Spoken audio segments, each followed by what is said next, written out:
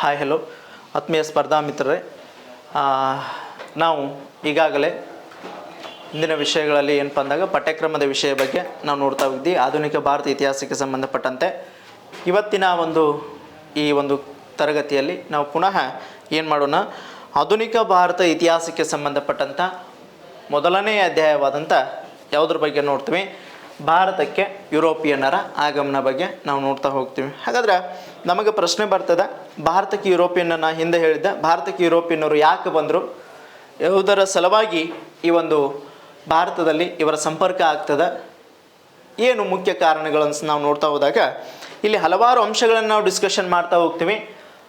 ಇಲ್ಲಿ ಮೊಟ್ಟ ಮೊದಲ ಬಾರಿಗೆ ಭಾರತಕ್ಕೆ ಯುರೋಪಿಯನ್ನರು ಅಂದಾಗ ಇಲ್ಲಿ ಕೆಲವೊಂದಿಷ್ಟು ನಾವು ಏನಪ್ಪ ಅಂದಾಗ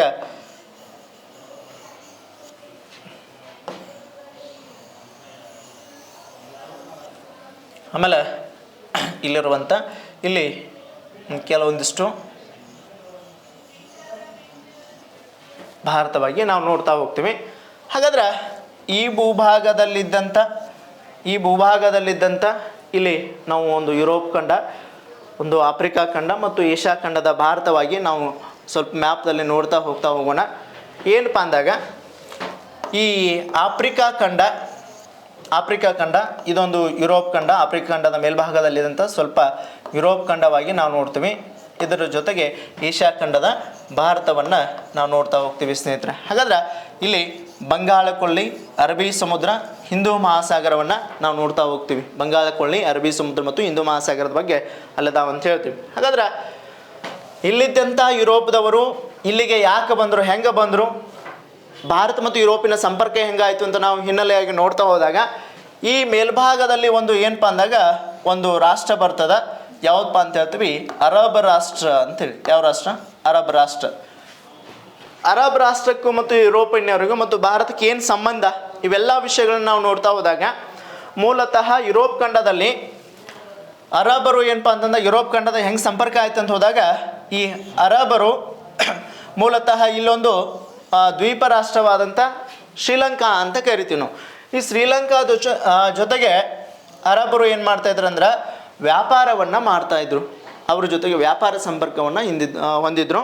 ಹಾಗಾಗಿ ವ್ಯಾಪಾರ ಸಂಪರ್ಕವನ್ನು ಹೊಂದಿದಂಥ ಅರಬರು ಏನಂತ ಹೇಳಾಗ್ತದೆ, ಈ ಒಂದು ಶ್ರೀಲಂಕಾ ಜೊತೆಗೆ ವ್ಯಾಪಾರದಲ್ಲಿ ಮುಂದೋಗಿದ್ರು. ಯಾವಾಗಪ್ಪ ಅಂದಾಗ ಸುಮಾರು 8ನೇ ಶತಮಾನದಲ್ಲಿ ಅಂತ ಹೇಳ್ತೀವಿ. ಎಷ್ಟನೇ ಶತಮಾನ? 8ನೇ ಶತಮಾನ ಅಂತ ಕೇಳ್ತೀವಿ. ಈ 8ನೇ ಶತಮಾನದಲ್ಲಿ ವ್ಯಾಪಾರವನ್ನು ಮಾಡ್ತಾ ಇದ್ರು ಅಂತ ಹೇಳಾಗ್ತದೆ. ಆದ್ರೆ ಈ ವ್ಯಾಪಾರವನ್ನು ಮಾಡ್ತಿರ್ಬೇಕಾದಾಗ ಅಚಾನಕವಾಗಿ ಏನಾಗಿಬಿಡ್ತದೆ ಅಂದಾಗ ಇಲ್ಲಿ ಇವರ ಒಂದು ಹಡಗುಗಳು ಏನಂತ ಹೇಳಾಗ್ತದೆ, ಹಿಂದೂ ಮಹಾಸಾಗರದಲ್ಲಿ ಎಲ್ಲಂತ ಹೇಳಾಗ್ತದೆ, ಹಿಂದೂ ಮಹಾಸಾಗರದಲ್ಲಿ ಅರಬರ ಹಡಗುಗಳು ಭಾಳಷ್ಟು ಬಿರುಗಾಳಿಗೆ ಸಿಲುಕಿ ಬಿಡ್ತಾವೆ. ಎದಕ್ಕೆ ಸಿಲ್ತಾವ? ಬಿರುಗಾಳಿಗೆ ಸಿಲುಕಿ ಬಿಟ್ಟ ಕೊನೆಗೆ ಅವೇನು ಮಾಡ್ತಾವ, ಅಚಾನಕವಾಗಿ ಎಲ್ಲಿಗೆ ಬಂದು ತಲುಪ್ತಾವ ಅಂತ ಹೇಳ್ತೀವಿ, ಭಾರತಕ್ಕೆ ಬಂದು ತಲುಪ್ತಾವೆ. ಅರಬರ ಹಡಗುಗಳು ಭಾರತಕ್ಕೆ ಬಂದು ತಲುಪಿದ ನಂತರ ಅವಾಗ ಅವ್ರು ಏನಪ್ಪ ಅಂದಾಗ ನಮಗೆ ಶ್ರೀಲಂಕಾನೇ ಭಾಳ ಪ್ರಾಮುಖ್ಯತೆ ಪಡೆದಿತ್ತು. ಯಾಕಂದ್ರೆ ಅಲ್ಲಿ ಕೂಡ ಕೆಲವೊಂದಿಷ್ಟು ಬೆಲೆ ಬಾಳುವ ವಸ್ತುಗಳಿದ್ದು ವ್ಯಾಪಾರಕ್ಕೆ ಸಾಂಬಾರ ಪದಾರ್ಥಗಳನ್ನು ತಿಳ್ಕೊಂಡಿದ್ರು. ಆದರೆ ಯಾವಾಗ ಭಾರತವನ್ನು ತಲುಪ್ತದ ಅರಬರ ಹಡಗುಗಳು ಅಲ್ಲಿ ಸುಮಾರು ಅಂಶಗಳ ತಿಳ್ಕೊಂಡ್ಬಿಡ್ತಾರೋ. ಏನಪ್ಪ ಅಂದಾಗ 2 ಸಂಗತಿಗಳನ್ನ ಕಂಡುಕೊಡ್ತಾರೆ. ಭಾರತದಕ್ಕೆ ಒಂದು ಅರಬರ ಆಗಮನದಿಂದ ಏನಪ್ಪ ಅಂದಾಗ ಭಾರತದಲ್ಲಿ ಏನಂತ ಹೇಳಾಗ್ತದೆ, ಅಪಾರ ಸಂಪತ್ತಿದೆ. ಏನಿದೆ ರೀ? ಅಪಾರ ಸಂಪತ್ತು ಇದೆ ಅಂಥೇಳಿ ಹೇಳ್ತಾನೆ. ಭಾರತದಲ್ಲಿ ಅಪಾರ ಸಂಪತ್ತು ಇದೆ, ಒಂದು ಸಂಗತಿಯನ್ನು ಕಂಡುಕೊಳ್ತಾರ. ಇನ್ನೊಂದು ಏನಪ್ಪ ಅಂದಾಗ ಭಾರತದಲ್ಲಿ ಇಸ್ಲಾಂ ಧರ್ಮವಿಲ್ಲ ಅಂಥೇಳಿ. ಯಾವ ಧರ್ಮವಿಲ್ಲ? ಇಸ್ಲಾಂ ಧರ್ಮವಿಲ್ಲ ಅಂಥೇಳಿ ನಾನು ನೋಡ್ತಾ ಹೋಗ್ತೀನಿ. ಭಾರತದಲ್ಲಿ ಅಪಾರ ಸಂಪತ್ತಿದೆ, ಭಾರತದಲ್ಲಿ ಇಸ್ಲಾಂ ಧರ್ಮವಿಲ್ಲ ಅಂಥೇಳಿ 2 ಸಂಗತಿಗಳನ್ನು ಅರಬರು ಒಂದು ಕಂಡುಕೊಳ್ತಾರೆ. ಹಾಗಾಗಿ ಶ್ರೀಲಂಕಾಕ್ಕೆ ಕಂಪೇರ್ ಮಾಡಿದ್ರೆ ಬಹಳ ಸಂಪನ್ಮೂಲ ಒಂದು ಸಾಂಬಾರ ಪದಾರ್ಥಗಳ ಸಂಪನ್ಮೂಲಗಳು ಭಾರತದಲ್ಲಿ ಅದಾವ. ಹಾಗಾಗಿ ಇನ್ನು ನಾವು ಶ್ರೀಲಂಕಾ ಜೊತೆಗೆ ವ್ಯಾಪಾರ ಬೇಡ, ಭಾರತದ ಜೊತೆಗೆ ಮಾಡೋಣ ಅಂತ ಹೇಳ್ಕಾರ ತಮ್ಮ ಒಂದು ಏನಪ್ಪ ಅಂತ ಹೇಳ್ತೀವಿ ವಿಚಾರಧಾರಣೆಗಳನ್ನ ಮುಂದುವರಿಸ್ತಾರೆ. ಹಾಗಾಗಿ ಭಾರತ ಜೊತೆಗೆ ವ್ಯಾಪಾರವನ್ನು ಮಾಡೋಕ್ಕೆ ಮುಂದಾದರು. ಭಾರತದಲ್ಲಿ ಯುರೋಪಿಯನ್ನರು 2 ಸಂಗತಿಗಳನ್ನ ಕಂಡುಕೊಳ್ತಾರೆ, ಒಂದು ಅರಬರು 2 ಸಂಗತಿಗಳನ್ನ ಕಂಡುಕೊಳ್ತಾರೆ. ಒಂದು, ಭಾರತದಲ್ಲಿ ಅಪಾರ ಸಂಪತ್ತಿದೆ, ಭಾರತದಲ್ಲಿ ಇಸ್ಲಾಂ ಧರ್ಮವಿಲ್ಲ ಅಂತೇಳಿ ಹೇಳ್ತಾರೆ. ಹಾಗಾದ್ರೆ ಮೂಲತಃ ಭಾರತದಲ್ಲಿ ಇದ್ದಂಥ ಯಾರಂತ ಹೇಳಾಗ್ತದ ಇಲ್ಲಿ ಏನಪ್ಪ ಅಂತ ಹೇಳ್ತೀವಿ, ಭಾರತದಲ್ಲಿ ಕೆಲವೊಂದಿಷ್ಟು ನಾವು ನೋಡ್ತಾ ಹೋಗ್ತೀವಿ. ಏನಂತ ಹೇಳ್ತೀವಿ, ಅರಬ್ಬರು ಯಾಕಪ್ಪ ಭಾರತದ ಜೊತೆಗೆ ವ್ಯಾಪಾರ ಸಂಪರ್ಕ ಮುಂದಾದ್ರಂದ್ರೆ ಅಪಾರ ಪ್ರಮಾಣದಲ್ಲಿ ಭಾರತದಲ್ಲಿ ಏನದ ಸಾಂಬಾರು ಪದಾರ್ಥಗಳದಾವ. ಯಾವುದು ಅಂತ ಹೇಳ್ತೀವಿ, ಏಲಕ್ಕಿ. ಅದರ ಜೊತೆಗೆ ಸಾಂಬಾರು ಪದಾರ್ಥವಾಗಿ ನಾವು ನೋಡ್ತೀವಿ, ಸಾಂಬಾರು ಪದಾರ್ಥ ಅಂತ ಕರಿತೀವಿ. ಏಲಕ್ಕಿ ಸಾಂಬಾರು ಪದಾರ್ಥವಾಗಿ ಏನಪ್ಪ ಅಂದಾಗ ಲವಂಗ, ದಾಲ್ಚಿನ್ನಿ ಅಂತ ಕರಿತೀವಿ. ಈ ದಾಲ್ಚಿನ್ನಿ, ಏಲಕ್ಕಿ, ಲವಂಗ, ಆಮೇಲೆ ಕಾಳು ಮೆಣಸು ಅಂತೇಳಿ. ಯಾವ ಮೆಣಸು? ಕಾಳು ಮೆಣಸು ಅಂತೇಳಿ ನಾವು ಕರಿತಾ ಹೋಗ್ತೀವಿ. ಈ ಕಾಳು ಮೆಣಸು ಸುಮಾರು ಒಂದು ಪದಾರ್ಥಗಳು ಭಾರತದಲ್ಲಿ ಇರೋದ್ರಿಂದ ಏನಂತ ಹೇಳಾಗ್ತದೆ, ಇವುಗಳ ಗೀಳನ್ನು ಯಾರು ಹೊಂತಾರಂತ ಹೇಳ್ತೀವಿ, ಸಂಪೂರ್ಣವಾಗಿ ಈ ಅರಬರು ಹೊಂತಾರೆ. ಯಾಕಪ್ಪ ಅಂದಾಗ ಮೂಲತಃ ಅರಬ್ ರಾಷ್ಟ್ರದವರು ಏನಪ್ಪ ಅಂದಾಗ ಮಾಂಸಾಹಾರಿಗಳಾಗಿದ್ದರು. ಏನಾಗಿದ್ರಿ? ಮಾಂಸಾಹಾರಿಗಳಾಗಿದ್ದರು ಅಂತ ಹೇಳ್ತೀವಿ. ಮಾಂಸಾಹಾರಿಗಳಾಗಿದ್ದರು. ಹಾಗಾಗಿ ಅವರಿಗೆ ಸಾಂಬಾರ ಪದಾರ್ಥಗಳು ಬೇಕೇ ಬೇಕು. ಅದರ ಸಲುವಾಗಿ ಅವ್ರು ಏನು ಮಾಡ್ತಾ ಇದ್ರು ಅಂದ್ರೆ ಭಾರತದಲ್ಲಿದ್ದಂಥ ಈ ಸಾಂಬಾರ ಪದಾರ್ಥಗಳೇ ಭಾಳಷ್ಟು ಹೆಚ್ಚಿನ ಆಸಕ್ತಿಯನ್ನು ತೋರಿದ್ರು. ಉದಾಹರಣೆಗೆ ಈ ಕಾಳ ಮೆಣಸು ಅಥವಾ ಏನಂತ ಕರಿತೀವಿ ಅಂದಾಗ ಕರಿಮೆಣಸು ಅಂತ ಕರಿತೀವಿ. ಕರಿಮೆಣಸು ಅಂತ ಕರಿತೀವಿ. ಕಾರು ಮೆಣಸು ಅಥವಾ ಕರಿಮೆಣಸನ್ನು ಏನಂತ ಕರೀತಾರೆ ಅಂತ ಹೇಳ್ತೀವಿ, ಇವರು ಯವನ ಪ್ರಿಯ ಅಂತ ಕರೀತಾರೆ. ಏನಂತ ಕರೆದ್ರಿ? ಯವನ ಪ್ರಿಯ ಅಥವಾ ಸಾಂಬಾರು ಪದಾರ್ಥಗಳ ರಾಜ ಅಂತ ಕರೆದ್ರು. ಸಾಂಬಾರು ಪದಾರ್ಥಗಳ ರಾಜ ಅಂತೇಳಿ ಇದನ್ನು ಕರೆದ್ರು ಅಂಥೇಳಿ ನಾವು ನೋಡ್ಲಾಗ್ತದೆ. ಸುಮಾರು ಬಾರಿ ಕೇಳ್ತಾನೆ ಸಾಂಬಾರು ಪದಾರ್ಥಗಳ ರಾಜ ಅಂತೇಳಿ ಯಾವುದನ್ನು ಕರೆದ್ರು ಅಂತೇಳಿ ನಾವು ನೋಡಿದಾಗ ಇಲ್ಲಿ ಯಾವುದಂತ ಹೇಳ್ತೀವಿ, ಕರಿಮೆಣಸು ಅಥವಾ ಕಾಳು ಮೆಣಸನ್ನು ಸಾಂಬಾರು ಪದಾರ್ಥಗಳ ರಾಜ ಅಂತೇಳಿ ಕರೀಲಾಯ್ತು ಅಂತೇಳಿ ನಾವು ನೋಡ್ತಾ ಹೋಗ್ತೀವಿ ಸ್ನೇಹಿತರೆ. ಹಾಗಾಗಿ ನೇರವಾಗಿ ಭಾರತ ಜೊತೆಗೆ ವ್ಯಾಪಾರ ಸಂಪರ್ಕವನ್ನು ಹೊಂದಿದಂಥ ಅರಬ್ ರಾಷ್ಟ್ರ ಭೂ ವ್ಯಾಪಾರದ ಮುಖಾಂತರ ಇಲ್ಲಿ ಭಾರತದಿಂದ ಒಂದು ಭೂ ವ್ಯಾಪಾರದ ಮುಖಾಂತರ ತಮ್ಮ ವ್ಯಾಪಾರವನ್ನು ಆರಂಭ ಮಾಡಿದರು.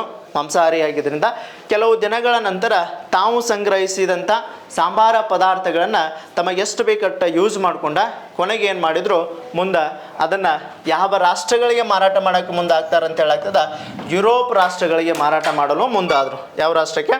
ಯುರೋಪ್ ರಾಷ್ಟ್ರಕ್ಕೆ ಮಾರಾಟ ಮಾಡಲು ಮುಂದಾದ್ರು ಅಂತೇಳಿ ನಾವು ನೋಡ್ತಾ ಹೋಗ್ತೀವಿ. ಹಾಗಾದ್ರೆ ಇಲ್ಲಿ ಯುರೋಪ್ ರಾಷ್ಟ್ರಗಳಿಗೆ, ಯಾವ ರಾಷ್ಟ್ರ ಅಂತ ಕರಿತೀವಿ, ಯುರೋಪ್ ಖಂಡಗಳಿಗೆ ಮಾರಾಟ ಮಾಡಲು ಮುಂದಾದರು ಅಂತ ಹೇಳ್ತೀವಿ. ಆ ಒಂದು ಭಾರತದಲ್ಲಿ ತಾವು ಕಂಡುಕೊಂಡಂಥ ಒಂದು ಸಾಂಬಾರ ಪದಾರ್ಥಗಳನ್ನು. ಆದ್ರೆ ಯುರೋಪಿಯನ್ನರಿಗೂ ಕೂಡ ಭಾರತದ ಸಾಂಬಾರ ಪದಾರ್ಥಗಳು ಬೇಕಾಗಿದ್ದು. ಯಾಕಂತ ಹೇಳಿದಾಗ ಭಾರತದಲ್ಲಿ ಯುರೋಪಿಯನ್ನರಿಗೂ ಕೂಡ ಏನಂತ ಹೇಳ್ತೀವಿ ಅಂತಂದಾಗ ಇವರು ಕೂಡ ಮಾಂಸಾಹಾರಿಗಳಾಗಿದ್ದರು. ಹಾಗಾಗಿ ಆ ಪದಾರ್ಥಗಳು ಬೇಕಾಗಿರೋದ್ರಿಂದ ಅರಬ್ ರಾಷ್ಟ್ರದ ಜೊತೆಗೆ ವ್ಯಾಪಾರ ಸಂಪರ್ಕ ಮುಂದಾಗ್ತಾರೆ. ಅವರು ಕೊಟ್ಟಂಥ ಒಂದು ಸಾಂಬಾರ ಪದಾರ್ಥಗಳನ್ನು ಪಡಿತಾರಂಥೇಳಿ ನಾವು ನೋಡ್ತಾ ಹೋಗ್ತೀವಿ.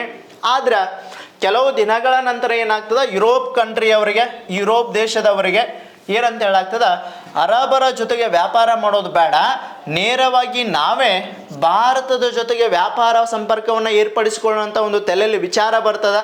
ಅವಾಗ ಅರಬರನ್ನು ಸಂಪೂರ್ಣವಾಗಿ ಬಿಟ್ಟಾಕಿ ಅವರಿಂದ ಕೆಲವೊಂದಿಷ್ಟು ಮಾಹಿತಿಯನ್ನು ಪಡ್ಕೊಳ್ತಾರೆ.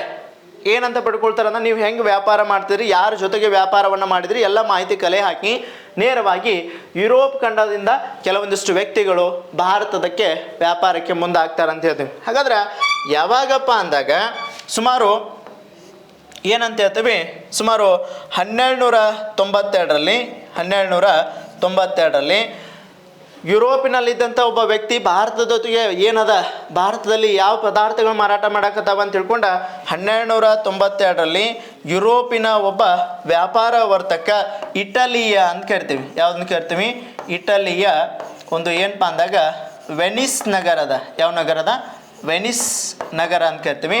ಇಟಲಿಯ ವೆನಿಸ್ ನಗರದ ಏನಂತ ಹೇಳ್ತೀವಿ, ವ್ಯಾಪಾರದ ವರ್ತಕನಾದಂಥ ಯಾರಂತ ಹೇಳ್ತೀವಿ, ವೆನಿಸ್ ನಗರ ವ್ಯಾಪಾರ ವರ್ತಕನಾದಂಥ ಮಾರ್ಕೋ ಪೋಲೋ ಅಂತೇಳಿ ಯಾರಂತ ಕರೆಯಲಾಗ್ತದ, ಮಾರ್ಕೋ ಪೋಲೋ ಮೊಟ್ಟ ಮೊದಲ ಬಾರಿಗೆ ಒಂದು ಭೂಮಾರ್ಗದ ಮುಖಾಂತರ, ನೆನ್ಪಿಟ್ಕೊಡ್ರಿ, ಭಾರತಕ್ಕೆ ಯುರೋಪಿಯನ್ನವ್ರು ಹೆಂಗೆ ಬಂದ್ರು ಅಂತಂದ್ರೆ ನಾವೆಲ್ಲ ಹೇಳ್ತೀವಿ ಜಲಮಾರ್ಗ. ಈ ಜಲಮಾರ್ಗಕ್ಕಿಂತ ಮುಂಚಿತವಾಗಿ ಯಾವ ಮಾರ್ಗ ಐತೆ ಅಂತ ಹೇಳಾಗ್ತದ, ಭೂಮಾರ್ಗದ ಮುಖಾಂತರ. ಹಾಗಾಗಿ ಈ ವಾಯುವ್ಯ ಭಾಗದಿಂದ ಭಾರತಕ್ಕೆ ಯಾರು ಬರ್ತಾರಂತ ಹೇಳಾಗ್ತದ, ಈ ಮಾರ್ಕೋ ಪೊಲೊ ಭಾರತಕ್ಕೆ ಒಂದು ಭೂ ವ್ಯಾಪಾರಿಗ ಯುರೇಷಿಯಾ, ಯುರೋಪ್ ಮತ್ತು ಏಷ್ಯಾ ಖಂಡದ ಈ ಭೂಭಾಗವಾದಂಥ ಯುರೋಪ್ ಮತ್ತು ಏಷ್ಯಾ ಖಂಡದ ಭೂಭಾಗದ ಮುಖಾಂತರ ಭೂ ವ್ಯಾಪಾರದ ಮುಖಾಂತರ ಭಾರತಕ್ಕೆ ಮಾರ್ಕೋ ಪೊಲೊ ಮೊಟ್ಟ ಮೊದಲ ಬಾರಿಗೆ ಒಂದು ಭೂಮಾರ್ಗದ ಮುಖಾಂತರ ಭಾರತದ ವಾಯುವ್ಯ ದಿಕ್ಕಿನಿಂದ ದಕ್ಷಿಣ ಭಾರತಕ್ಕೆ ಬರ್ತಾನೆ. ಈ ದಕ್ಷಿಣ ಭಾರತಕ್ಕೆ ಬಂದಾಗ ಈ ದಕ್ಷಿಣ ಭಾರತದಲ್ಲಿ ಒಬ್ಬ ಒಂದು ರಾಜಮನೆತನ ಆಳ್ವಿಕೆ ಮಾಡ್ತಿರ್ತದ. ಯಾರಪ್ಪ ಅಂತಂದಾಗ ದಕ್ಷಿಣ ಭಾರತದಲ್ಲಿ ಕಾಕತೀಯ ಅರಸರು ಅಂತೇಳಿ ಯಾರನ್ನು ಕರಿತೀವಿ, ಈ ಕಾಕತೀಯ ಅರಸರು ಆಳ್ವಿಕೆಯನ್ನು ಮಾಡ್ತಿರ್ತಾರೆ. ಈ ಕಾಕತೀಯ ಅರಸರ ಅನುಮತಿಯನ್ನು ಪಡೆದಂಥ ಮಾರ್ಕೋ ಪೊಲೊ ಪುನಃ ಮತ್ತೆ ವಾಪಸ್ ಹೋಗ್ತಾನೆ. ವಾಪಸ್ ಹೋದ ನಂತರ ಸುಮಾರು ಏನಂತ ಹೇಳ್ತೀವಿ 15ನೇ ಶತಮಾನದವರೆಗೆ, ಎಷ್ಟನೇ ಶತಮಾನ, 15ನೇ ಶತಮಾನ ಅಂತ ಕರಿತೀವಿ.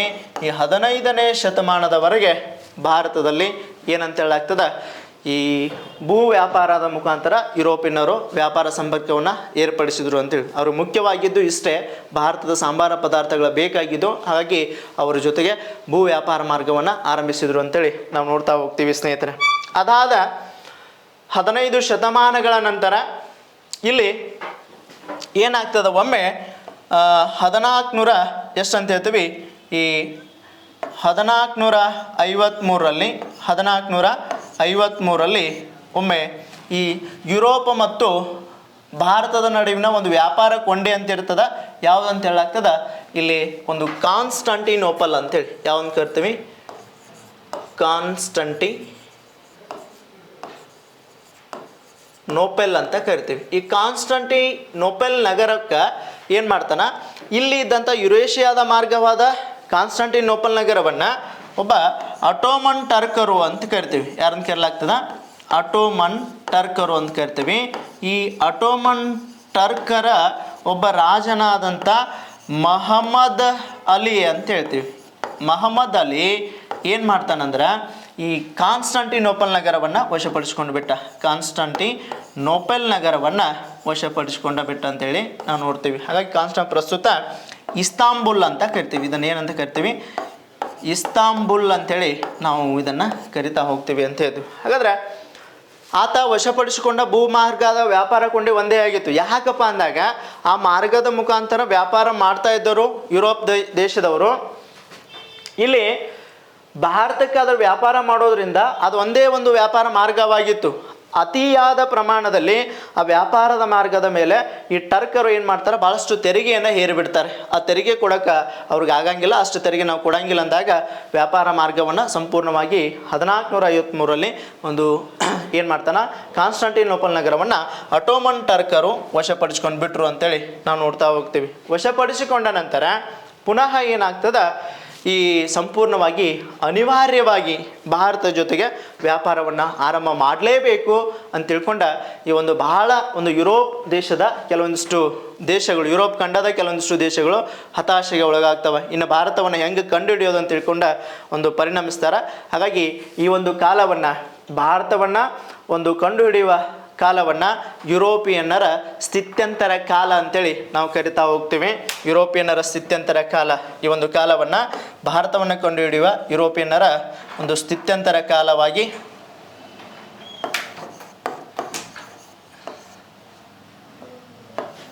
ಸ್ಥಿತ್ಯಂತರ ಅಂತ ಕರಿತೀವಿ.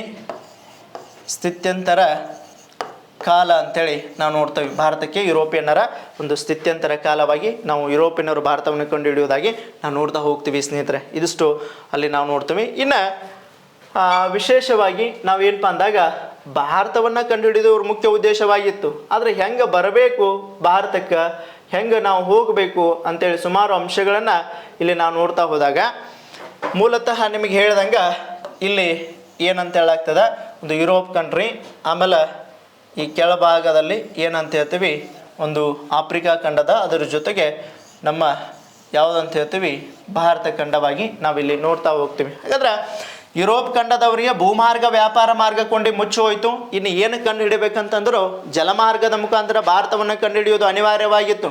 ಆದರೆ ಯಾರು ಮೊದಲು ಇದನ್ನು ಶೋಧನೆಗೆ ಮುಂದಾದರು ಅಂತ ನಾವು ನೋಡ್ತಾ ಹೋದಾಗ ಇಲ್ಲಿ ಮೊಟ್ಟ ಮೊದಲ ಬಾರಿಗೆ ಭಾರತವನ್ನು ಪರಿಚಯಿಸಲು ಅಥವಾ ಭಾರತವನ್ನು ಕಂಡುಹಿಡಿಯಲು ಭಾರತಕ್ಕೆ ಸಂಶೋಧನೆಯಾಗಿ ಬಂದವರೇ ಯುರೋಪ್ ಖಂಡದ ಒಂದು ರಾಷ್ಟ್ರವಾಗಿ ನಾವು ನೋಡ್ತೀವಿ.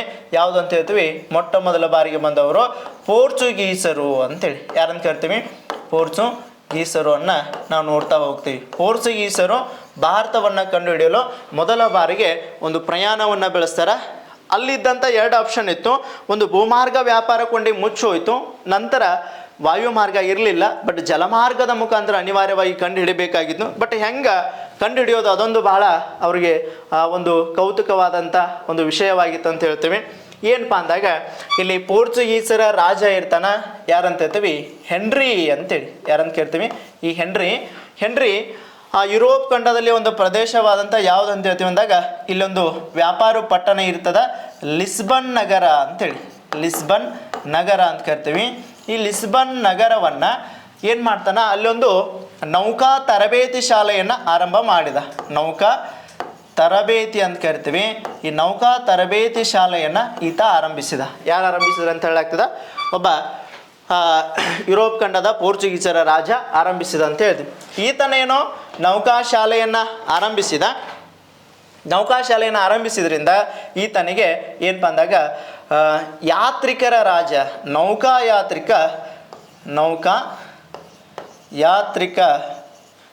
ಯಾತ್ರಿಕ ರಾಜ ಅಂತೇಳಿ ಈತನನ್ನು ಕರೆದ್ರು ಅಂತೇಳಿ. ನೌಕಾಯಾತ್ರಿಕ ರಾಜ ಅಂತೇಳಿ ಯಾರನ್ನ ಕರೀತಾರೆ? ಹೆನ್ರಿಯನ್ನು. ಅಥವಾ ಈತನಿಗೆ ಇನ್ನೊಂದು ಹೆಸರಿನಿಂದ ಕೂಡ ಕರೆದ್ರು.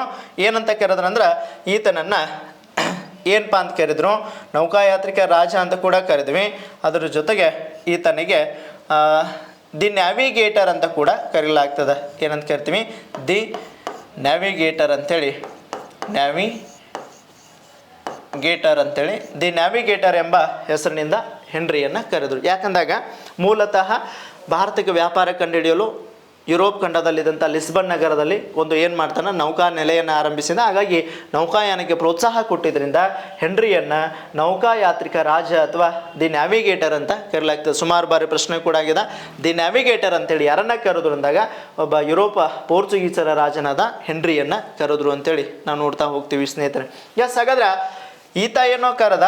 ಈತನ ನಂತರ ಈತ ಲಿಸ್ಬನ್ ನಗರದಲ್ಲಿ ನೌಕಾಶಾಲೆ ಆರಂಭಿಸಿದ್ರು. ಇನ್ನು ಯಾರು ಬೇಕದಕ್ಕೆ ನೌಕಾಶಾಲೆಗೆ ಆರಂಭಿಸಿದ ನಂತರ ಅಂದಾಗ ಆ ನೌಕಾಶಾಲೆಯ ಆರಂಭದಲ್ಲಿ ಏನಪ್ಪ ಅಂದಾಗ ನಾವಿಕರು ಬೇಕು. ಹಾಗಾದ್ರೆ ಆ ನಾವಿಕರನ್ನು ಸಂಘಟಿಸಿ ನಾವಿಕರಿಗೆ ತರಬೇತಿಯನ್ನು ಕೊಟ್ಟವರು ಯಾರಂತ ನೋಡಿದಾಗ ಇಲ್ಲೊಬ್ಬ ಹೆನ್ರಿಯ ನಂತರ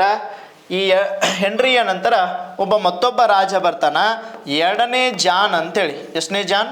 ಎರಡನೇ ಜಾನ್ ಅಂತ ಕರಿತೀವಿ. ಈ ಎರಡನೇ ಜಾನ್ ಏನು ಮಾಡ್ತಾನಂದಾಗ ಕೆಲವೊಂದಿಷ್ಟು ನಾವಿಕರನ್ನು ಸಂಘಟಿಸಿ ಏನು ಮಾಡ್ತಾನ, ಅವ್ರಿಗೆ ತರಬೇತಿಯನ್ನು ಕೊಟ್ಟ. ಭಾರತವನ್ನು ಕಂಡುಹಿಡಿಯಲು ಅವರಿಗೆ ಬಹಳಷ್ಟು ಉತ್ಸಾಹವನ್ನು ತುಂಬ್ತಾನ. ಉತ್ತಮವಾದಂಥ ಒಂದು ನೌಕಾಯಾನಕ್ಕೆ ಬೇಕಾದ ಎಲ್ಲ ಒಂದು ಉಪಕರಣಗಳನ್ನು ಆತ ಒದಗಿಸಿಕೊಡ್ತಾನೆ. ಹಾಗಾಗಿ ಮೊಟ್ಟ ಮೊದಲ ಬಾರಿಗೆ 1487ರಲ್ಲಿ ಎಷ್ಟಲ್ಲ ಅಂತ ಹೇಳಾಗ್ತದ? ಈ 1487ರಲ್ಲಿ ಮೊಟ್ಟ ಮೊದಲ ಬಾರಿಗೆ ಏನಪ್ಪ ಅಂದಾಗ ಭಾರತಕ್ಕೆ ಒಂದು ಜಲಮಾರ್ಗ ಕಂಡುಹಿಡಿಯಲು ಮುಂದಾದವ ಒಬ್ಬ ಯಾವ ವ್ಯಕ್ತಿ ಅಂತ ಹೇಳಾಗ್ತದ? ಯುರೋಪ್ ಖಂಡದಿಂದ ಮುಂದಾದವ ಅವನೇ ಯಾರಂತ ಹೇಳಾಗ್ತದ? ಈ ಬಾರ್ತಲೋಮಿ ಡಯಾಸ್ ಅಂತೇಳಿ. ಯಾರಂತ ಕರಿತೀವಿ? ಬಾರ್ತಲೋಮಿ ಡಯಾಸ್ ಅಂತೇಳಿ ನಾವು ನೋಡ್ತೀವಿ. ಈ ಬಾರ್ತಲೋಮಿ ಡಯಾಸ್ ಏನಪ್ಪ ಅಂದಾಗ ಭಾರತಕ್ಕೆ ಸಮುದ್ರಯಾನ ಕಂಡುಹಿಡಿಯಲು ಒಂದು ಮುಂದಾದಂಥ ಮೊದಲ ವ್ಯಕ್ತಿ ಅಂತ ಹೇಳ್ತೀವಿ. ಹಾಗಾದ್ರೆ ಭಾರತಕ್ಕೆ ಸಮುದ್ರಯಾನ ಕಂಡುಹಿಡಿಯಲು ಮುಂದಾದಂಥ ವ್ಯಕ್ತಿ ಯಾರಂತ ಹೇಳಾಗ್ತದ? ಈ ಬಾರ್ತಲೋಮಿ ಡಯಾಸ್ ಅಂತೇಳಿ ನಾವು ನೋಡ್ತಾ ಹೋಗ್ತೀವಿ. ಬಾರ್ತಲೋಮಿ ಡಯಾಸ್ ಮುಂದಾದ ಸಮುದ್ರಯಾನ ಕಂಡುಹಿಡಿ. ಈತ ತನ್ನ ಪ್ರಯಾಣವನ್ನು ಎಲ್ಲಿಂದ ಆರಂಭಿಸಿದ? ಲಿಸ್ಬನ್ ನಗರದಿಂದ ಆರಂಭಿಸಿದ. ಲಿಸ್ಬನ್ ನಗರದಿಂದ ಬಹಳ ಸಶಸ್ತ್ರವಾದಂಥ ಒಂದು ನೌಕಾಯಾನವನ್ನು ತೆಗೆದುಕೊಂಡ ಮುಂದಾಗ್ತಾನೆ. ಹಾಗಾಗಿ ಈತ ಲಿಸ್ಬನ್ ನಗರದಿಂದ ತನ್ನ ಒಂದು ಏನು ಮಾಡ್ತಾನಂತ ಹೇಳಾಗ್ತದ? ಹಡಗನ್ನು ತೆಗೆದುಕೊಂಡು ತನ್ನ ಪ್ರಯಾಣವನ್ನು ಬೆಳೆಸ್ತಾನೆ ಹೋಗ್ತಾನೆ. ಈ ಪ್ರಯಾಣ ಹೆಂಗೆ ಬೆಳೆಸ್ತಾನಂತಂದಾಗ ಆಫ್ರಿಕಾದ ಕಡಲ ತೀರದುದ್ದಕ್ಕೂ ತನ್ನ ಪ್ರಯಾಣ ಬರುತ್ತದೆ. ಲಿಸ್ಬನ್ ನಗರದಿಂದ ಆಫ್ರಿಕಾದ ಕಡಲ ತೀರದುದ್ದಕ್ಕೂ, ಆಫ್ರಿಕಾದ ದಕ್ಷಿಣ ತುದಿಯ ಉದ್ದಕ್ಕೂ ತನ್ನ ಪ್ರಯಾಣವನ್ನು ಸಮುದ್ರ ಮಾರ್ಗದ ಮುಖಾಂತರ ಒಂದು ಪ್ರಯಾಣವನ್ನು ಬೆಳೆಸಿದ. ಆದ್ರೆ ಇಲ್ಲೇನಾಗ್ತದೆ ಅಂದಾಗ ಮೊಟ್ಟ ಮೊದಲ ಬಾರಿಗೆ 1480 ಬಾರ್ತಲೋಮೆ ಡಯಾಸ್ ತನ್ನ ಪ್ರಯಾಣವನ್ನು ಬೆಳೆಸ್ಕೊಂಡು ಹೋದ ನಂತರ ಇಲ್ಲಿ ದಕ್ಷಿಣ ಆಫ್ರಿಕಾ ತುದಿಗೆ ಬಂದು ತಲುಪಿದಾಗ ಇಲ್ಲಿ ಏನಾಗ್ತದೆ ಅಂದಾಗ ಒಂದು ಈ ಕಡೆಯಿಂದ ವಿಪರೀತವಾದ ಇಲ್ಲಿ ಏನಿರ್ತದ ಹಿಂದೂ ಮಹಾಸಾಗರ ಅಂತೇಳಿ, ಹೌದಾ, ನಾವು ನೋಡ್ತೀವಿ. ಇಲ್ಲಿ ಅರಬ್ಬಿ ಸಮುದ್ರ, ಇಲ್ಲಿ ಯಾವುದು ಅಂತ ಹೇಳ್ತೀವಿ ಬಂಗಾಳ ಕೊಳ್ಳಿ ಅಂತೇಳಿ ನಾವು ನೋಡ್ತಾ ಹೋಗ್ತೀವಿ. ಹಾಗಾದ್ರೆ ಈ ಹಿಂದೂ ಮಹಾಸಾಗರ ಅಂತಂದಾಗ ನಾವು ನೋಡಿದಾಗ ಮೂಲತಃ ಹಿಂದೂ ಮಹಾಸಾಗರದಲ್ಲಿ ವಿಪರೀತವಾದ ಒಂದು ಬಿರುಗಾಳಿಗಳು ಬೀಸಕ್ಕೆ ಶುರು ಆಗಿಬಿಡ್ತಾವೆ. ವಿಪರೀತ ಬಿರುಗಾಳಿಗಳು ಹಿಂದೂ ಮಹಾಸಾಗರದಲ್ಲಿ ಒಂದು ಬೀಸೋಕೆ ಶುರು ಮಾಡಿಬಿಡ್ತಾವೆ. ಅವಾಗ ಈತ ಒಂದು ತಾನು ತೆಗೆದುಕೊಂಡು ಹಡಗುಗಳನ್ನು ಇನ್ನು ಮುಂದೆ ಭಾರತ ಕಂಡುಹಿಡಿಯಲು ಪ್ರಯಾಣ ಬೆಳೆಸಬೇಕಂತ ಮಾಡಿರ್ತಾನೆ. ಯಾಕಂದರೆ ಇಲ್ಲಿಂದ ಸುಮಾರು ಯುರೋಪ್ದಿಂದ ಆಫ್ರಿಕಾದ ದಕ್ಷಿಣ ತುದಿಯವರೆಗೆ ಪ್ರಯಾಣವನ್ನು ಬೆಳೆಸಿ ತನ್ನ ಪ್ರಯಾಣವನ್ನು ಮುಂದುವರಿಸುವ ಸಂದರ್ಭದಲ್ಲಿ ಇನ್ನೇನು ಮರೆಸಬೇಕನ್ನೋ ಸಂದರ್ಭದಲ್ಲಿ ವಿಪರೀತವಾದ ಬಿರುಗಾಳಿಗಳು ಹಿಂದೂ ಮಹಾಸಾಗರದಿಂದ ಬೀಸೋದ್ರಿಂದ ಅವಾಗ ಈತ ತನ್ನ ಪ್ರಯಾಣವನ್ನು ಇಲ್ಲಿಗೆ ನಿಲ್ಲಿಸ್ತಾನೆ. ಆಫ್ರಿಕಾದ ದಕ್ಷಿಣ ತುದಿಗೆ ನಿಲ್ಲಿಸಿ ಆಫ್ರಿಕಾದ ದಕ್ಷಿಣ ತುದಿಗೆ ಒಂದು ಹೆಸರನ್ನು ಕೊಡ್ತಾನೆ. ಈ ಒಂದು ಪ್ರಯಾಣದ ತನಗೆ ದೋಚಿದಂಥ ಒಂದು ಹೆಸರನ್ನು ಕೊಡ್ತಾನೆ. ಆಫ್ರಿಕಾದ ದಕ್ಷಿಣ ತುದಿಗೆ ಏನಂತ ಹೆಸರು ಕೊಡ್ತಾನೆ ಅಂದಾಗ ಕೇಪ್ ಆಫ್ ಸ್ಟಾರ್ಮ್ ಅಂತೇಳಿ ಹೆಸರನ್ನು ಕೊಡ್ತಾನೆ. ಏನಂತ ಕೊಡ್ತಾನೆ ರೀ? ಕೇಪ್ ಆಫ್ ಸ್ಟಾರ್ಮ್ ಅಂತ ಕರಿತೀವಿ. ಈ ಕೇಪ್ ಆಫ್ ಸ್ಟಾರ್ಮ್ ಅಂತೇಳಿ ಆ ಒಂದು ಆಫ್ರಿಕಾದ ದಕ್ಷಿಣ ತುದಿಗೆ ಯಾರು ಹೆಸರು ಕೊಡ್ತಾರೆ ಅಂತ ಹೇಳಾಗ್ತದ, ಈ ಬಾರ್ತಲೋಮೆ ಡಯಾಸ್ ಹೆಸರನ್ನು ಕೊಟ್ಟ ಅಂತೇಳಿ ನಾವು ನೋಡ್ತಾ ಹೋಗ್ತೀವಿ. ಕೇಪ್ ಆಫ್ ಸ್ಟಾರ್ಮ್ ಅಂತೇಳಿ ಹೆಸರನ್ನು ಕೊಟ್ಟ. ತನ್ನ ಪ್ರಯಾಣವನ್ನು ಬೆಳೆಸಲೇ ಇಲ್ಲ, ಅಲ್ಲಿಗೆ ನಿಲ್ಲಿಸಿಬಿಟ್ಟ. ಅವಾಗ ಏನಪ್ಪ ಕೇಪ್ ಆಫ್ ಸ್ಟಾರ್ಮ್ ಅಂತಂದ್ರೆ ಇದನ್ನು ಏನಂತ ಕರಿತೀವಿ ಅಂದಾಗ ಬಿರುಗಾಳಿಯ ಭೂಶಿರ ಅಂತೇಳಿ ನಾವು ಕರಿತೀವಿ. ಬಿರುಗಾಳಿಯ ಭೂಶಿರ ಅಂತೇಳಿ ಇದನ್ನು ಕರೆದ ಅಂತೇಳಿ ನಾವು ನೋಡ್ತಾ ಹೋಗ್ತೀವಿ. ಹಾಗಾದ್ರೆ ಕೇಪ್ ಆಫ್ ಸ್ಟಾರ್ಮ್ ಅಂತೇಳಿ ಹೆಸರು ಕೊಟ್ಟ ಬಿರುಗಾಳಿ ಭೂಶಿರ. ಸುಮಾರು ಬಾರಿ ಪ್ರಶ್ನೆ ಆಗ್ಯದ. ಆಫ್ರಿಕಾದ ದಕ್ಷಿಣ ತುದಿಯನ್ನು ಕೇಪ್ ಆಫ್ ಸ್ಟಾರ್ಮ್ ಅಥವಾ ಬಿರುಗಾಳಿಯ ಭೂಶಿರ ಅಂತೇಳಿ ಯಾರು ಕರೆದ್ರು ಅಂತ ಕೇಳೋಣ. ಯಾರಂತ ಹೇಳ್ತೀವಿ? ಬಾರ್ತಲೋಮೆ ಡಯಾಸ್ ಕರೆದ. ಹೋಗಲಿಲ್ಲ, ವಾಪಸ್ ಭಾರತವನ್ನು ನಾವು ಹಿಡಿಯೋದು ಹೋಗಬೇಕಾಗಿತ್ತು. ನೋಡೋಕೆ ಹೋಗದೇ ಇದ್ದ ಪುನಃ ತನ್ನ ಪ್ರಯಾಣವನ್ನು ಮುಂದುವರಿಸದೆ ಯಥಾವತ್ತವಾಗಿ ತನ್ನ ಒಂದು ದೇಶಕ್ಕೆ ವಾಪಸ್ ಹೋದ. ಹಾಗಾದ್ರೆ ಆರಂಭಿಕ ಹಂತದಲ್ಲಿ ಪ್ರಯಾಣ ಬೆಳೆಸಿದಂಥ ಯಾರಂತ ಹೇಳಾಗ್ತದೆ? ಬಾರ್ತಲೋಮೆ ಡಯಾಸನ ಪ್ರಯತ್ನ 1487ರಲ್ಲಿ ಆಗಿತ್ತು. ಆದರೆ ಏನಾಗಿ ಹೋಗ್ಬಿಡ್ತು? ವಿಫಲತೆ ಹೊಂದಿ ಹೋಗ್ಬಿಡ್ತು. ಹಾಗಾದ್ರೆ ಈತನ ಪ್ರಯಾಣ ವಿಫಲತೆ ಹೊಂದಿದ್ರಿಂದ ವಿಫಲತೆ ಹೊಂತಂತೇಳಿ ಸುಮ್ಮನೆ ಕುಂಡಿರಲಿಲ್ಲ. ಅಲ್ಲಿನ ಮತ್ತೆ ಯುರೋಪ್ ಕಂಟ್ರಿ ಪೋರ್ಚುಗೀಸರ ಕೆಲವೊಂದಿಷ್ಟು ವ್ಯಕ್ತಿಗಳು ಮತ್ತೆ ಏನು ಮಾಡ್ತಾನೆ, ಈ ಬಾರ್ತಲೋಮೆ ಡಯಾಸನ ನಂತರ ಮತ್ತೋರ್ವ ವ್ಯಕ್ತಿ ಏನಪ್ಪ ಅಂದಾಗ 1492ರಲ್ಲಿ ಭಾರತವನ್ನು ಕಂಡುಹಿಡಿಯಲು ಮತ್ತೊಬ್ಬ ವ್ಯಕ್ತಿ ಸನ್ನದ್ಧಾಗಿ ನಿಲ್ತಾನೆ. ರೆಡಿಯಾಗಿ ನಂತರ ಅವನೇ ಒಂದು ರೆಡಿಯಾಗಿ ಭಾರತವನ್ನು ಕಂಡುಹಿಡಿಯಲು ಉತ್ಸುಕತೆಯಿಂದ ನಿಲ್ತಾನೆ. ಯಾರಂತ ಹೇಳಾಗ್ತದ? ಕೊಲಂಬಸ್ ಅಂತೇಳಿ ನಾವು ಕರಿತೀವಿ. ಯಾರಂತ ಕರಿತೀವಿ? ಕೊಲಂಬಸ್ ಅಂತೇಳಿ ನಾವು ನೋಡ್ತಾ ಹೋಗ್ತೀವಿ. ಹಾಗಾದ್ರೆ ಭಾರತವನ್ನು ಕಂಡುಹಿಡಿಯಲು 2ನೇ ಬಾರಿಗೆ ಪ್ರಯತ್ನ ಬೆಳೆಸುವ ಯಾರಂತ ಹೇಳ್ಬೋದು ರೀ? ಕೊಲಂಬಸ್ ಅಂತ ಹೇಳ್ಬೋದು, ಹೌದಾ? ಈ ಕೊಲಂಬಸ್ ಭಾರತವನ್ನು ಕಂಡುಹಿಡಿಯಲು ಮುಂದಾದ ಅಂತ ಹೇಳಾಗ್ತದ. ಹಾಗಾಗಿ ಭಾರತವನ್ನು ಕಂಡುಹಿಡಿಯಲು ಮುಂದಾದಂಥ ಈ ಕೊಲಂಬಸ್ಸನ ಬಗ್ಗೆ ನಾವು ನೋಡಿದಾಗ ಈತ ಭಾರತವನ್ನು ಕಂಡುಹಿಡಿಯಲು ತನ್ನ ಪ್ರಯಾಣವನ್ನು ಇದೇ ಲಿಸ್ಬನ್ ಮಾರ್ಗದಿಂದ ಮುಂದುವರಿಸ್ತಾನೆ. ಯಾವ ಮಾರ್ಗದಿಂದ? ಲಿಸ್ಬನ್ ಮಾರ್ಗದಿಂದ ಒಂದು ಪ್ರಯಾಣವನ್ನು ಮುಂದುವರಿಸೋಕೆ ಪ್ರಾರಂಭ ಮಾಡಿದ. ಆದರೆ ಈತ ಇನ್ನೊಂದು ವಿಶೇಷ, ಭಾರತವನ್ನು ಕಂಡುಹಿಡಿಯಲು ತನ್ನ ಭಾಳಷ್ಟು ಪ್ರಯತ್ನವನ್ನು ಮಾಡ್ತಾನೆ. ಆದರೂ ಕೊನೆಗೂ ಕೂಡ 3 ಬಾರಿ ಪ್ರಯತ್ನಿಸಿದರು. ಈ ಒಂದು ಕೊಲಂಬಸ್ ಭಾರತವನ್ನು ಕಂಡುಹಿಡಿಯಲು 3 ಬಾರಿ ಪ್ರಯತ್ನಿಸಿದರೂ ಕೂಡ ಈತನಿಗೆ ಯಾವುದು ದೊರೆಯಲಿಲ್ಲ ಅಂತಂದ್ರೆ ಭಾರತ ದೊರೆಯಲಿಲ್ಲ ಅಂತ ಹೇಳ್ತೀವಿ. ಭಾರತ ಸಿಗಲೇ ಇಲ್ಲ. ಯಾಕಪ್ಪ ಅಂದ್ರೆ ಈತ ಏನು ಮಾಡ್ತಾನಂದಾಗ ಭಾರತವನ್ನು ಕಂಡುಹಿಡಿಯಬೇಕಂದ ಪ್ರಯಾಣ ಬೆಳೆಸಿದ ನಂತರ ಕೊನೆಗೆ ಏನು ಮಾಡ್ತಾನೆ, ಈ ಕೆಲವೊಂದಿಷ್ಟು ಈ ಕೆಳಭಾಗದಲ್ಲಿ ಒಂದು ಏನಂತ ಹೇಳ್ತೀವಿ ವರ್ಲ್ಡ್ ಮ್ಯಾಪ್ದ ಕೆಳಭಾಗದಲ್ಲಿ ಏನಪ್ಪ ಅಂದಾಗ ಕೆಲವೊಂದಿಷ್ಟು ದ್ವೀಪ ರಾಷ್ಟ್ರಗಳನ್ನು ಕಂಡುಹಿಡಿದು ಬಿಡ್ತಾನೆ. ಯಾವುದಂತ ಹೇಳ್ತೀವಿ? ದ್ವೀಪ ರಾಷ್ಟ್ರಗಳನ್ನು, ಒಂದು ದ್ವೀಪ ಪ್ರದೇಶಗಳನ್ನು ಕಂಡುಹಿಡಿತಾನೆ. ಭಾಳ ಖುಷಿಯಾಗಿ ಬಿಡ್ತದೆ. ಯಾರಿಗೆ? ಕೊಲಂಬಸ್ಸನಿಗೆ. ನಾ ಏನಪ್ಪ ಭಾರತ ಕಂಡುಹಿಡಿಯಕ್ಕೆ ಹೋಗಿನಿ, ಕೆಲವೊಂದಿಷ್ಟು ನಡುಗಡ್ಡೆ ಪ್ರದೇಶಗಳ ದ್ವೀಪ ಪ್ರದೇಶಗಳು ಕಂಡು ಬಂದಾವ. ಭಾಳ ಖುಷಿಯಾಗಿ ಅವುಗಳಿಗೆ ಏನಂತ ಹೆಸರು ಕೊಡ್ತಾನಂದಾಗ ಆ ಒಂದು ದ್ವೀಪ ರಾಷ್ಟ್ರಗಳಿಗೆ ಇಂಡೀಸ್ ದ್ವೀಪ ಅಂತ ಹೆಸರನ್ನು ಕೊಡ್ತಾನೆ. ಯಾವ ದ್ವೀಪ? ಇಂಡೀಸ್ ದ್ವೀಪ ಅಂತೇಳಿ ಅವುಗಳಿಗೆ ಹೆಸರನ್ನು ಕೊಟ್ಟ ಅಂತ ಹೇಳ್ತೀವಿ. ಆದರೆ ದುರ್ದೈವ ಏನಪ್ಪ ಅಂದಾಗ ಅವು ಇಂಡೀಸ್ ದ್ವೀಪಗಳಾಗಿರಲಿಲ್ಲ. ಯಾವ ದ್ವೀಪಗಳಾಗಿದ್ದವು ಅಂತ ಹೇಳಾಗ್ತದ? West Indies ದ್ವೀಪಗಳಾಗಿದ್ದವು. ಯಾವ ದ್ವೀಪ ಅಂತ ಹೇಳ್ತೀವಿ? ವೆಸ್ಟ್ ಇಂಡೀಸ್ ದ್ವೀಪಗಳಾಗಿದ್ದವು ಅಂತೇಳಿ ನಾವು ನೋಡ್ತಾ ಹೋಗ್ತೀವಿ. ಹಾಗಾದ್ರೆ 2ನೇ ಬಾರಿಗೆ ಪ್ರಯತ್ನ ಬೆಳೆಸಿದಂಥ ಯಾರಂತ ಹೇಳಾಗ್ತದ ಈ ಕೊಲಂಬಸ್ಸನ ಒಂದು ಪ್ರಯತ್ನ 2ನೇ ಬಾರಿಗೆ ಬೆಳೆಸಿದ.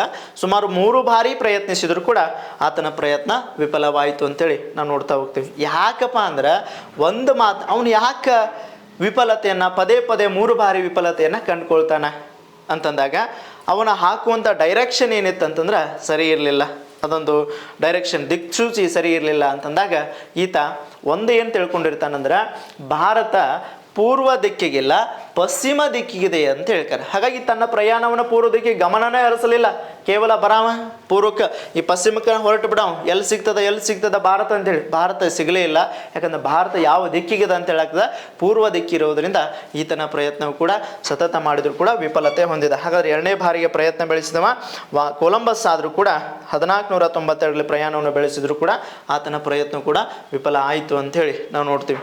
ಹಾಗಾಗಿ ಸತತ ವಿಫಲತೆ ಹೊಂದಿದ್ರೂ ಕೂಡ ಭಾರತದಲ್ಲಿ ಭಾರತವನ್ನು ಕಂಡುಹಿಡಿಯಲು ಮತ್ತೆ ಒಂದು ಯುರೋಪಿಯನ್ನರು ಪ್ರಯತ್ನವನ್ನು ಮಾಡ್ತಾರಂತ ಹೇಳಾಗ್ತದೆ. ಅಲ್ಲಿ ಮತ್ತೆ ಯುರೋಪಿಯನ್ನರ ಪ್ರಯತ್ನವನ್ನು ಮುಂದುವರಿಸಿ ಕೊನೆಗೆ ಏನಪ್ಪ ಅಂದಾಗ 1497 ಜುಲೈ 8ರಂದ 1497 ಜುಲೈ 8ರಂದ ಒಬ್ಬ ವ್ಯಕ್ತಿ ಭಾರತಕ್ಕೆ ಪ್ರಯಾಣ ಬೆಳೆಸಲು ಮುಂದಾಗ್ತಾನೆ. ಇದೇ ಲಿಸ್ಬನ್ ಒಂದು ನೌಕಾ ಬಂದರು ಪಟ್ಟಣದಿಂದ. ಯಾರಪ್ಪ ಅಂದಾಗ ಅವನೇ ಯಾರಂತ ಹೇಳ್ತೀವಿ, ವಾಸ್ಕೋ ಡಿ ಗಾಮಾ ಅಂತೇಳಿ ನಾವು ಕರಿತೀವಿ. ವಾಸ್ಕೋ ಡಿ ಗಾಮಾ 3ನೇ ಬಾರಿಗೆ ಭಾರತವನ್ನು ಕಂಡುಹಿಡಿಯಲು ಪ್ರಯತ್ನ ಬೆಳೆಸಿದಂಥ ಮತ್ತೋರ್ವ ವ್ಯಕ್ತಿ ವಾಸ್ಕೋ ಡಿ ಗಾಮಾ ಅಂತೇಳಿ ನಾವು ನೋಡ್ತಾ ಹೋಗ್ತೀವಿ ಸ್ನೇಹಿತರೆ. ಹಾಗಾದ್ರೆ ಈ ವಾಸ್ಕೋ ಡಿ ಗಾಮಾ ಭಾರತಕ್ಕೆ ತನ್ನ ಪ್ರಯಾಣವನ್ನು 1497 ಜುಲೈ 8ರಂದ ತನ್ನ ಪ್ರಯಾಣವನ್ನು ಬೆಳೆಸಿದಂತ ಹೇಳಾಗ್ತದ. ಇಲ್ಲಿ ಯಾವ ಒಬ್ಬ ರಾಜ ಈತನಿಗೆ ಪ್ರೋತ್ಸಾಹವನ್ನು ಕೊಡ್ತಾನಂದಾಗ ಎಮ್ಯಾನ್ಯುವಲ್ ಎಂಬ ರಾಜ್ಯ ಅಂತ ಕರಿತೀವಿ. ಯಾರಂತ ಹೇಳ್ತೀವಿ, ಎಮ್ಯಾನ್ಯುವಲ್ ಅಂತ ಕರಿತೀವಿ. ಎಮ್ಯಾನ್ಯುವೆಲ್ ಎಂಬ ರಾಜ ಈತನಿಗೆ ಭಾರತವನ್ನು ಕಂಡುಹಿಡಿಯಲು ಪ್ರೋತ್ಸಾಹವನ್ನು ಕೊಡ್ತಾನೆ.